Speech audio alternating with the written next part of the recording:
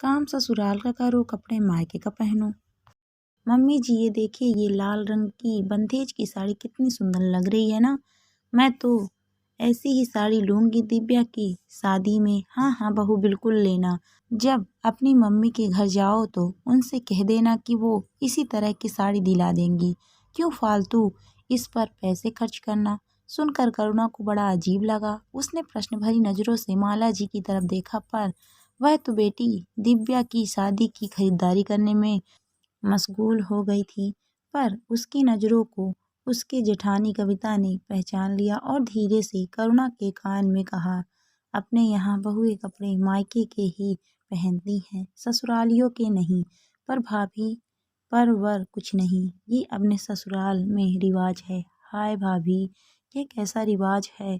काम ससुराल में करो, रहो ससुराल में और कपड़े मायके के पहनो। अरे चुप कर, अगर मम्मी जी ने सुन लिया तो यहीं बीच बाजार में बतंगड़ बना देंगी।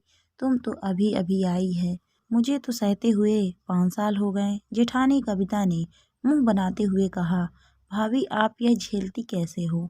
अरे क्या झेलती हूँ, तुम्हारे जेठ जी से भी बोलने का कोई फायदा नहीं। उनसे कहो तो कहते हैं कि ये रीति रिवाजों के चक्कर में मुझे तो नहीं पड़ना। माँ को सब नॉलेज है। मायके वालों को कहो तो कहते हैं, बेटा जब हमें कोई दिक्कत नहीं है तो तुम क्यों परेशान हो रही हो। पिछले 5 साल से मेरे अंतर मन में यही जंग छिड़ी हुई है कि हमारा क्या ससुराल में इतना सा भी अधिकार नहीं कि ये लोग हमें एक साड़ी तो अपने पैसों की दिला सकें। पर इस जंग का कोई नतीजा नहीं निकलता। दोनों धीरे धीरे बातें कर रही थी कि माला जी ने दोनों को टोका, क्या धीरे धीरे खुसुर फुसुर कर रही हो तुम दोनों। जल्दी जल्दी खरीदारी करवाओ, और भी दूसरे बहुत काम हैं। शाम को तुम्हारी दोनों बुआ सास भी घर पर आ जाएंगी, इसलिए घर चलकर खाना भी बनाना है। सासू माँ का आदेश मिलते ही दोनों दिव्या के लिए साड़ियाँ देखने लगी। करुणा ने देखा कि माला जी ने एक साड़ी खुद के लिए भी पसंद कर खरीद ली है। जब माला जी की निगाह करुणा से टकराई तो वह झेपते हुए बोली, अरे मेरे भाई ने कहा था कि एक साड़ी उनकी तरफ से ले लेना, तो मैंने यह ले ली। बाद में वो लोग इसके पैसे मुझे दे देंगे। खरीदारी कर सब लोग घर आ गए, पर करुणा के दिमाग में अभी भी वही बातें घूम रही थी। भला यह भी कोई बात हुई, रहना ससुराल में है, सारा काम ससुराल का करना है, सेवा ससुरालियों के करनी है और बहू के कपड़े उसके मायके वाले दिलाएंगे। यह बात करुणा को हजम ही नहीं हो रही थी। करुणा की शादी अभी 10 महीने पहले ही माला के छोटे बेटे सुमित के साथ हुई है। माला जी अपने परिवार की सर्वे सर्वा हैं, जिसके सामने उनके पति ईश्वर लाल जी की बोलती बंद रहती है। बड़ा बेटा रंजीत और बहू कविता और उनका एक 3 साल का बेटा तेजस है।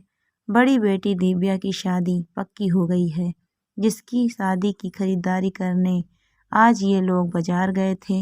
यूं तो करुणा की शादी को ज़्यादा वक्त नहीं हुआ है, इसीलिए उसके पास नए कपड़ों की कोई कमी नहीं है।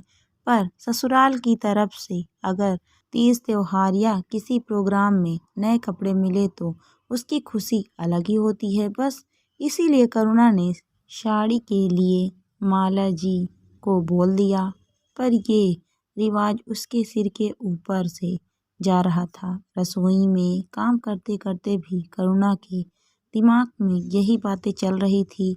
उसने कविता से पूछा, भाभी भला ये क्या बात हुई, ऐसा भी कोई रिवाज होता है। ये तो मेरे अभी तक पल्ले नहीं पड़ा। सुनकर कविता मुस्कुराई और बोली, बेटा कई रिवाज ऐसे होते हैं जो पल्ले नहीं पड़ते, बस होने को होते हैं और हम लकीर के फकीर उनको माने जाते हैं। बस हमारे बड़े हमसे मनवाते हैं और हम मान लेते हैं और आगे जा कर के हम दूसरों से मनवाते हैं। अच्छा भाभी एक बात बताओ, क्या दोनों बुआ जी के लिए कपड़े भी हमारे यहाँ से ही जाते हैं। मुझे तो नहीं लगता है, क्योंकि दोनों बुआ जी साल में 1-2 बार आती हैं और मम्मी जी एक साड़ी, वो भी ठीक ठाक सी, दोनों को पकड़ा देती है। हाय, तो क्या ये रिवाज सिर्फ बहू के लिए है मुझे तो ऐसा ही लगता है, क्या मम्मी जी के लिए भी सारे कपड़े उनके मायके से आते हैं? पता नहीं, खरीद कर तो खुद ही लाती हैं, बस कह देती हैं कि मेरे भाई इनके पैसे दे देंगे, पर आज तक मेरे सामने तो कोई पैसे दिए गए नहीं। खैर छोड़ो इन सब बातों को, फटाफट हाथ चला, नहीं तो अभी रसोई में ही हंगामा हो जाएगा। शाम को दोनों बुआ जी घर पर आ गईं, पर इत्तेफाकन उस दिन मौसी सास भी घर पर आ गईं, इसीलिए मौसी सास को भी जबरदस्ती घर पर रोक लिया गया। रात का खाना खा पीकर दोनों बुआ जी मौसी माला जी से आराम करते हुए अपने कमरे में बतिया रही थी, तो करुणा और कविता भी उनके पास आकर बैठ गई।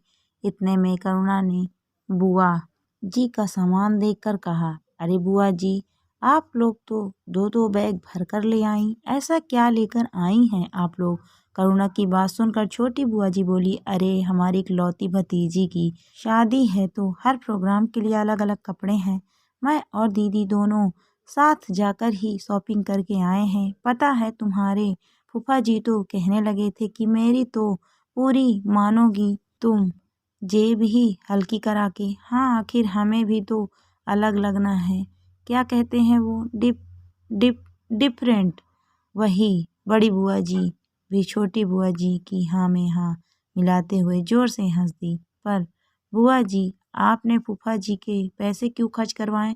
यह तो रिवाज के खिलाफ है, करुणा ने कहा, तो सब लोग हैरानी से उसकी तरफ देखने लगे, पर करुणा ने अपना बोलना व दस्तूर जारी रखा, और नहीं तो क्या बुआ जी, आपको पता नहीं है क्या, हमारे यहाँ पर रिवाज है कि कपड़े तो मायके के ही पहनने पड़ते हैं, ससुरालियों के पैसे खर्च नहीं करवाते। फिर आपने फूफा जी कितने पैसे क्यों खर्च करवा दिए, जबकि आपको पता था कि मम्मी जी आपको साथ में ले जाकर शॉपिंग करवा कर आएंगी, है ना मम्मी जी?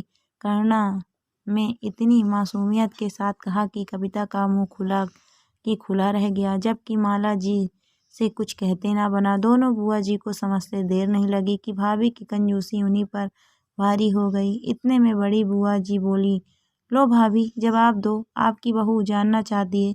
अच्छा अच्छा बुआ जी, मैं समझ गई आप जो जो शॉपिंग करके आए हो ना, उसके पैसे मम्मी जी देने वाली हैं। हाँ तो आप बिल दे दो, मम्मी जी अभी पैसे आपको चुका देंगी।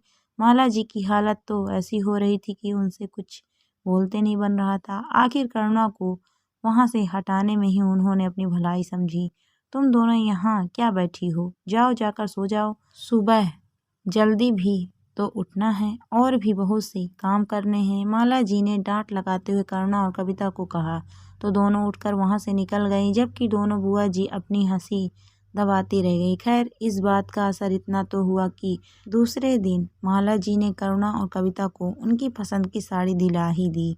बड़ी बहू ने तो कभी किसी के सामने कुछ नहीं कहा, वह तो घर में अकेले ही कहती थी, तो कम से कम उसे डांट कर चुप तो करा देती थी। लेकिन ये छोटी बहू, इसने तो इज्जत का फलूदा ही कर दिया। आखिर ऐसी बहू का क्या भरोसा जो किसी के भी सामने इज्जत उतार दे।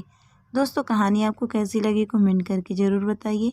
कहानी अच्छी लगी है तो वीडियो को लाइक शेयर करें। अगर आप मेरे चैनल पर नए हैं तो प्लीज़ मेरे चैनल को सब्सक्राइब भी करें। Thank you for watching my video.